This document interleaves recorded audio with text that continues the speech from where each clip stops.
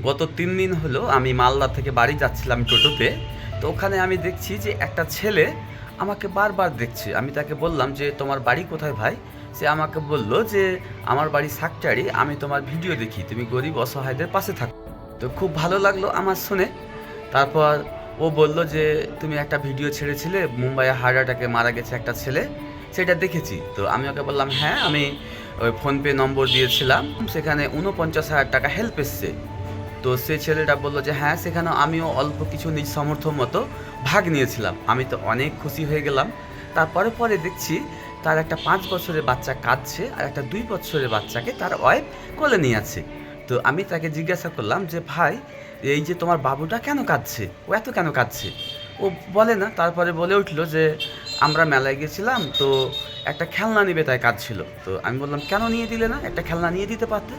তো ও বলল যে, "দেখো, ২ বছরের বাচ্চাটাকে না বড়টা কোনটাকে আমি বোঝাবো?" তখন আমি বুঝে নিলাম যে তাদের কাছে পয়সা নেই। তারপরে আমি ভাবলাম যে এই মানুষটা, যে ছেলেটা একটা খেলনা নিজের বাচ্চাকে কিনে দিতে পারলো না, সে আবার গরিব অসহায়দেরকে হেল্প করেছে, সে ১০ টাকা করে থাকুক বা ২০ টাকা।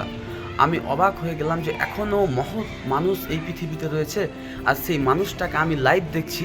তো সেই মুহূর্তটা আমি খুব উপভোগ করেছি সেই মুহূর্তটাকে, এবং তাকে মন ভরে দেখেছি যে এমন মানুষ বারবার দেখার ভাগ্য জোটে না। তো এই সেই সময় আমি তাকে দেখে এটাই শিখেছি যে ধন সম্পত্তি টাকা পয়সা থাকলে কিছু হয় না, মেন হচ্ছে মানুষের মন, ইচ্ছে থাকলে সবই সম্ভব।